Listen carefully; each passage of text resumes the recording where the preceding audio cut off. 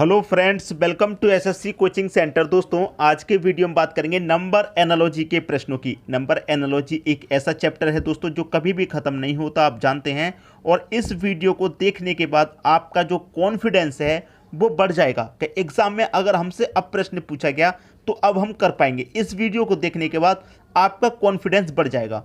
Video को अंत तक जरूर देखिएगा। तो चलिए स्टार्ट करते हैं। पहला प्रश्न है, 6 का रिलेशन 252 से है तो 5 का रिलेशन यहां पर क्या बनेगा। 6 का रिलेशन 252 से, अगर मैं 6 का रिलेशन 252 से बनाऊं तो कैसे बना सकता हूं। ना तो 6 के मल्टीपल में आता है, ना तो 6 के स्क्वायर में आता है, ना ही क्यूब में आता है। कैसे बनाऊं मैं 6 का रिलेशन 252 से। देखिए, समझिएगा प्रश्न को ध्यान से। 6 दे रखा है, मैंने क्या करूं, इस 6 का दोस्तों अगर क्यूब करता हूं तो 6 का क्यूब कितना होता है, 216 होता है। हमें 252 चाहिए, 216 नहीं। आप यही बात कहेंगे। मैंने क्या किया, इस 6 का क्यू कर लिया। और इस 6 का मैं क्या करूं, अगर एक बार स्क्वायर करूं तो 6 का स्क्वायर कितना होता है, 36। अब मैं दोनों को जोड़ दूंगा। 6 और 6 12 का 2, कैरी का 1, 1 और 3 4, कैरी का 1 5, और ये कितना आ गया 2।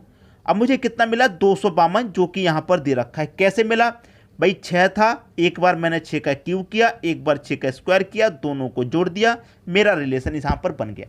वही मुझे यहाँ पर करना पड़ेगा। 5 है तो 5 का एक बार क्यूब करना पड़ेगा और 5 का एक बार स्क्वायर। तो 5 का क्यूब कितना होता है, 125 होता है, और 5 का स्क्वायर कितना होता है, 25 होता है। दोनों को जोड़ेंगे, 5 और 5 10 का 0, कैरी का 1, 2 और 2 4, कैरी का 1 कितना 5, और यहाँ पर 1, मतलब 150। 150 आप बोलेंगे सी ऑप्शन में दे रखा है सर, इसको सही कर दीजिए। तो मैंने बिल्कुल सही कर दिया। तो अब आप मुझे ये बताइए, अभी तो सिर्फ पहला प्रश्न है, पहला प्रश्न से आपको कैसा लग रहा है वीडियो, ये बात आप मुझे अभी के अभी कमेंट बॉक्स में बता दीजिए कि आगे का वीडियो, आगे के जो प्रश्न है वो कितने धमाकेदार होने वाले हैं। सबकी समझ में बात आ रही है। अब देखेंगे अगला प्रश्न।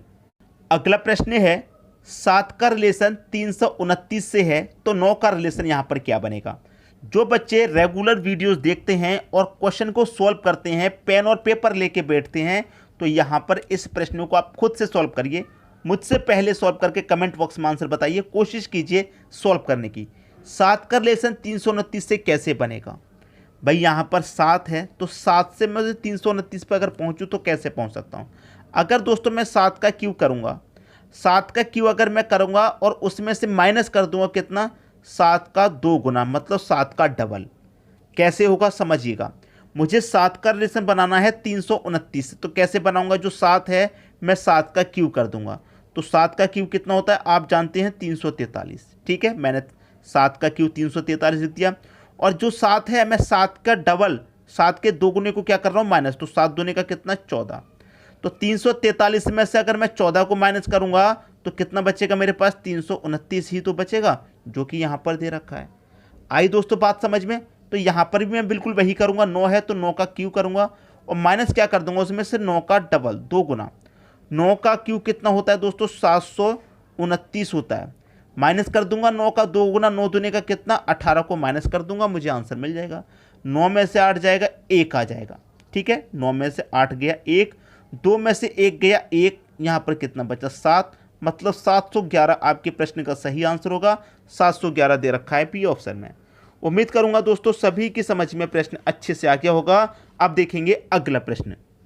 अगला प्रश्न है, देखिए दोस्तों, नंबर एनालॉजी का प्रश्न आपसे फ्रैक्शन में भी पूछा जा सकता है।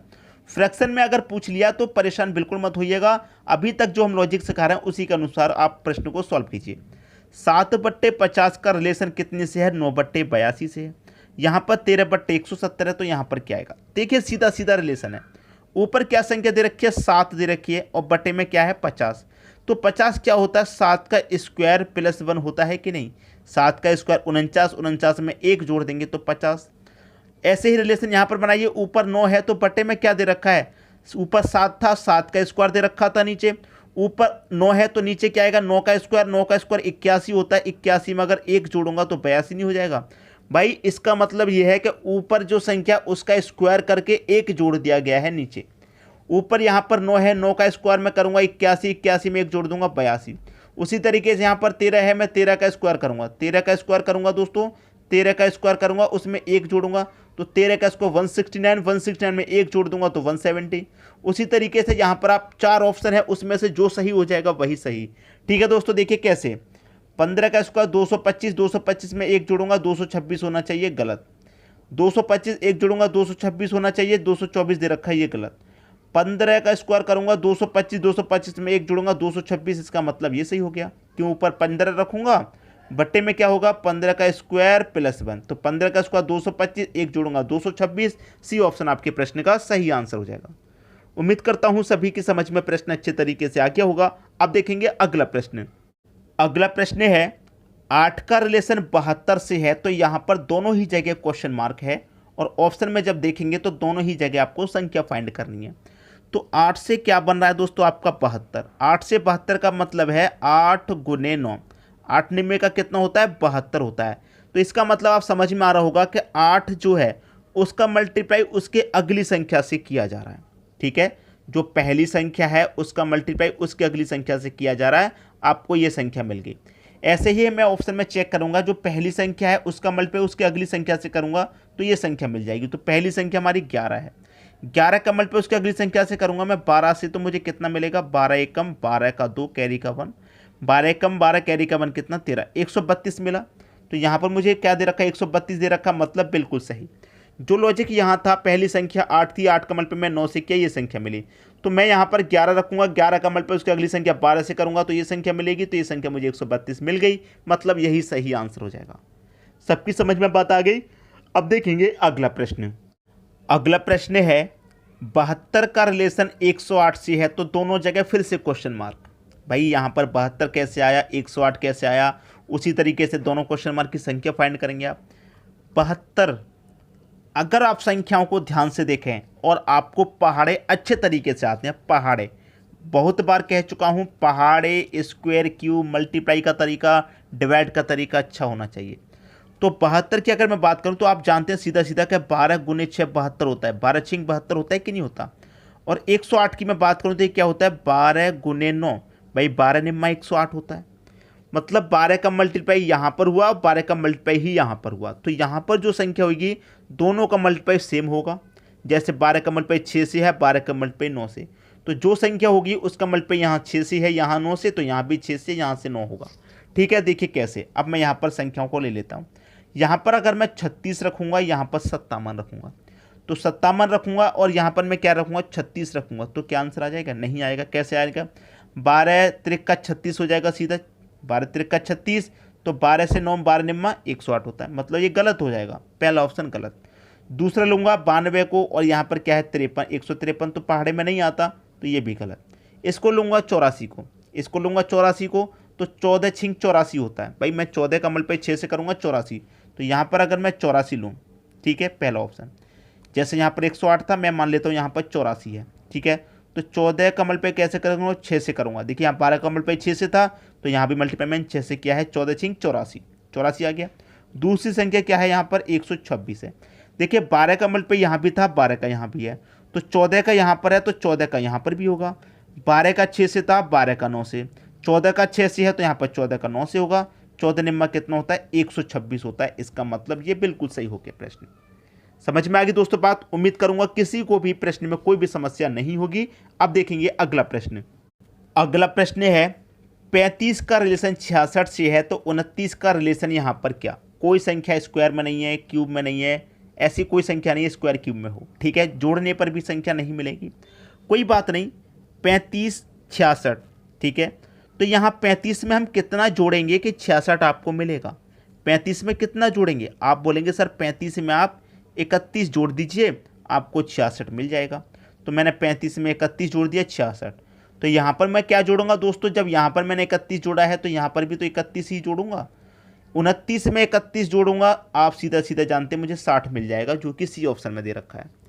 बहुत ही आसान प्रश्न था, लेकिन इसी प्रश्न ने आपका दिमाग खराब कर दिया होगा कि कितना कठिन प्रश्न है, इसको कैसे सॉल्व करें। कोई बात नहीं दोस्तों, सबकी समझ में आ गया होगा। अब देखेंगे अगला प्रश्न। अगला प्रश्न है 14 98 18 162 26, यहाँ पर क्या आएगा। प्रश्न थोड़ा बड़ा है, ऐसे प्रश्न कम देखने को मिलते हैं, लेकिन आपको इनका तरीका मालूम होना चाहिए। देखिए कैसे। आपको सीधा सीधा यहाँ कितना दे रखा है 14।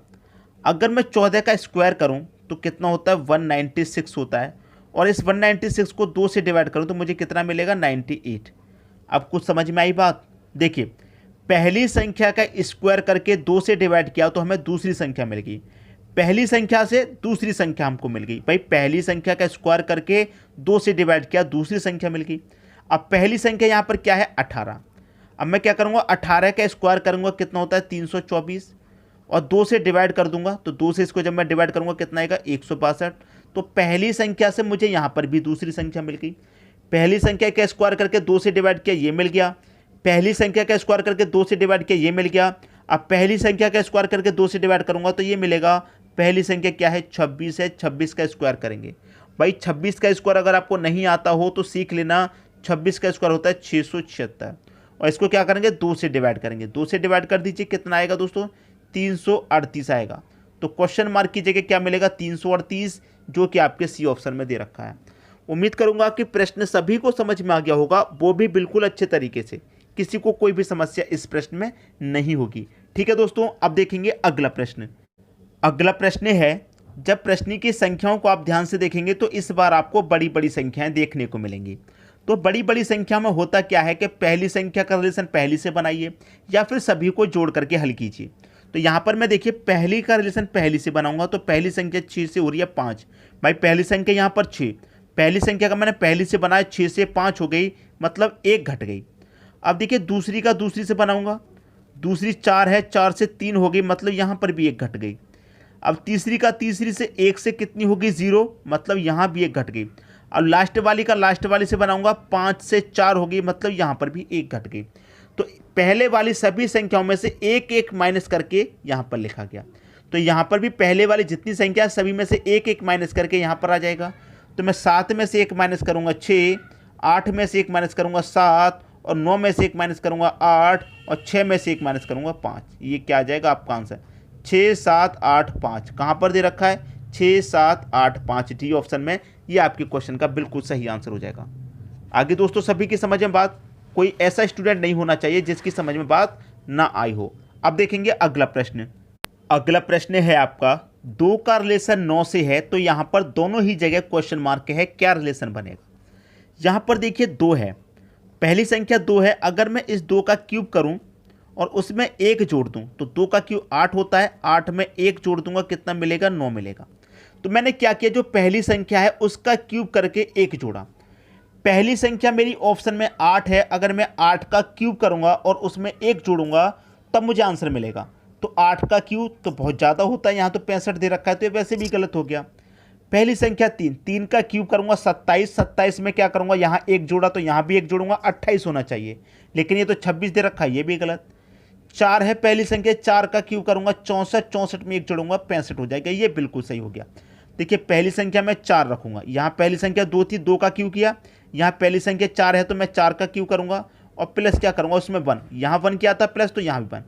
4 का क्यूब 64 प्लस कर दो उसमें 1, कितना हो जाएगा 65, और 65 ही यहाँ पर दे रखा है, इसका मतलब ये बिल्कुल सही हो गया। समझ में आ गई बात। अब देखेंगे अगला प्रश्न।